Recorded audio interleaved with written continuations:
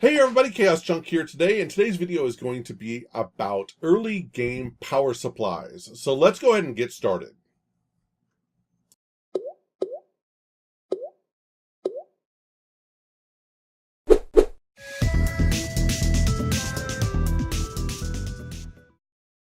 All right, first power supply that I'm going to talk about today is going to be the Stirling Generator. All right, now let me go ahead and first show you the Stirling Generator, the recipe for it, which is right here.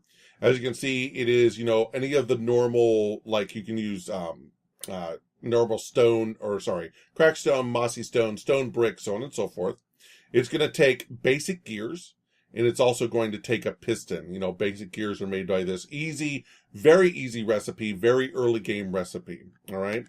So a Stirling generator can produce alone by itself without upgrades. It can produce 20 RF a tick.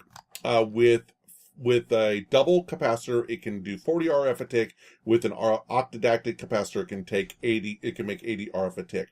What it runs off is solid fuel. So I'm currently running it off of charcoal. You can coal, wood, logs, however you want to do it. All right. The way that I have this currently set up is that I have an alloy smelter here set to make oak wood into charcoal, and then I have the charcoal being pumped out to each Stirling generator, and then the Stirling generator is pumping out to the capacitor. So that is the first one. It's called the Stirling Generator, and it's by Enderio.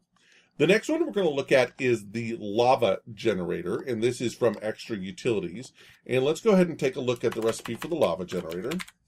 So the lava generator is right here. You can see that it takes a furnace, some gold, and a block of iron, and some redstone. You can see early game, it might be a little bit expensive if you haven't gone mining yet and stuff like that. Also notice up here that you do have some upgrades for this. You can do it 8 times upgrade, and you can also do it 64 times upgrade, each one making more power. By itself right here, this actually is going to make 40 RF a tick. And I do believe I have some lava buckets here to show you guys. And you see its power level is 40 RF a tick. And I currently just have those going and pumping into here. And as you can see, 40 RF a tick going in.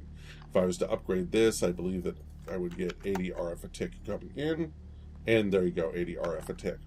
Now, what's nice about these is that early game, if you happen to have a lava pump from either BC or an ender pump or something like that, and you're using it to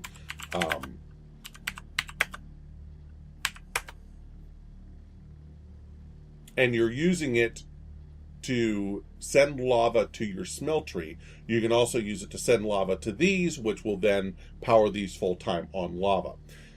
To me, these have a little bit of a higher price than the Stirling engines, and I do believe that they don't use the lava as efficiently as they would as a Stirling engine and so on and so forth, but it is a viable power source early game. Last but not least, and this isn't the only beginning powers, this is just the first 3 I decided to do, is we have the Mekanism wind turbine. Now, these Mekanism wind turbines can produce anywhere from, we happen to be 48. The amount of power that they produce is dependent on their elevation. Currently, these ones are at this elevation, which is 5, up at 249, which is the highest that they can be built. It's 192-ish, 193-ish is what can be built up at that height. So these are, let's go ahead and search those, WIND. And that's these bad boys right here. As you can see, this is probably the most expensive of all of the beginning game power sources. This is going to you're going to have to go mining. You're going to have to make a metallurgic infuser, I believe, for your enriched alloy. Let's take a look. Yes, metallurgic infuser. You're going to have to go ahead and get some gold. So these are going to be much more expensive than the other 2 solutions, but this is renewable energy. Once these are made, you don't have to add anything to them at all. They just sit there and produce energy endlessly, no matter day, night, so on and so forth. So what a lot of us do is we will go ahead and build these, also make an angel block. Let's see if I have one. Make an angel block. And I don't know if you know, this is kind of getting off topic here, but an angel block allows you to place a block in the air like that. So that's what an angel block. And what you'll do is you'll put them way, way, way up in the sky, and then use something like a dimensional transceiver. You can see it right there. I have it set up.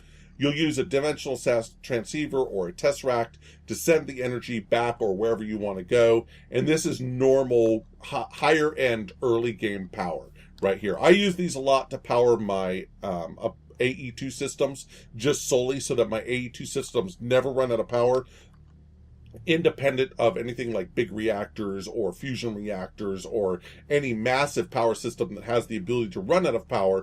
These will never run out of power. These will always be running, and that's why I run my AE2 system off of it.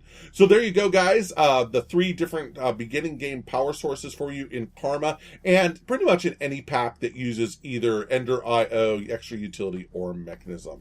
So thank you for watching. Don't forget to like, and subscribe, and we'll talk to you later. We out.